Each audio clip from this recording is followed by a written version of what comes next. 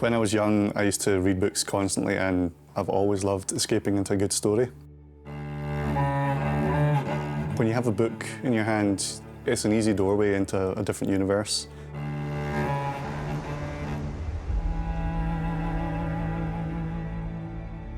And now I'm actually able to do that with my 3D printer. I'm able to bring things from imagination into reality.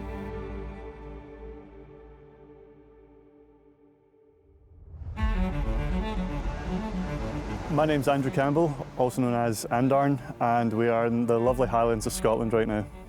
For the past 5 years, I've been bringing Rainbow Six Siege to life through the wonder of 3D printing. I use a 3D printer to replicate the gadgets and costume pieces of the operators, and I greatly help out all the cosplayers in this amazing community.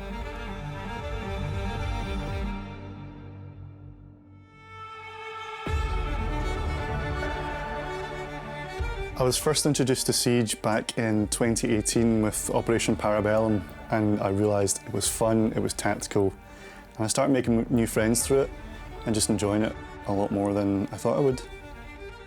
I think Ubisoft have done a really good job when they're working on the backstory of the characters. There's just so much to do with the operators. Their designs are amazing, and it gives plenty of ground for cosplayers to build off of. The operator that I picked the most, to nobody's surprise, is of course Sledge. He's my main attacker. One of the best feelings playing Sledge is having your whole team behind you as you're about to break through a wall, and just knowing that they're going to go through there, they're going to take out anyone who's standing in your way. Yeah, it's not about getting the most kills, it's about being a great team player.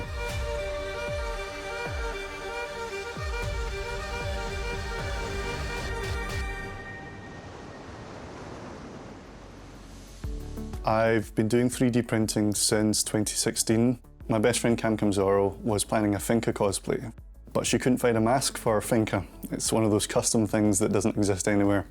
So I offered to make the mask for her, and she loved it. She went to SI, and then people just started messaging me saying, can you make this, can you make that, can you make this operator gadget? And it sparked something completely new in me. And I wanted to do better. I wanted to make bigger things, more accurate things, and from 2016 onwards, I've been printing things from everywhere. When I'm working on a new gadget, the first thing I do is go straight into the game, get as many reference shots as I can of it in motion, it functioning if there's any movement, and then I'll import those images into a 3D modelling software.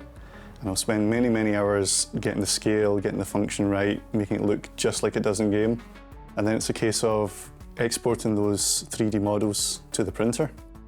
And then many, many hours later, you have the first of hopefully many new props. And from there, it's just fine-tuning and just making sure that it is what people see on the screen. The first time that I saw a cosplayer wearing one of my props was at SI20. That was my first gaming event, my first Rainbow event, and I just remember somebody walked down the corridor of Place Belle and go, Darnie, Darnie, look! And they held up the prop that I made for them, and the feeling there was just, I can't describe it. Knowing that I made a little something that then they've chosen to make part of their amazing costume, it's just the best feeling in the world. The 6 Invitational represents community for me, really. I get to see my friends, I get to see players from online that I've watched on Twitch.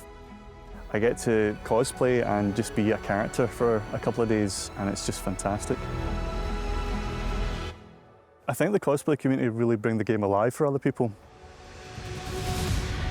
I've seen people who've wandered around the Invitational or Majors and gone, that's my character that I play, and it's suddenly standing there in front of them. And I think that makes the game better for them. They enjoy it better because they're actually seeing part of it in front of them. Behind all of the outfits, it's what makes these majors tick. As soon as you see cosplay, it's like, okay, it's showtime. And so it's just a great way to connect with people. And it brings people of different interests and backgrounds together. The embodiment of loving a game as much as you do with Siege.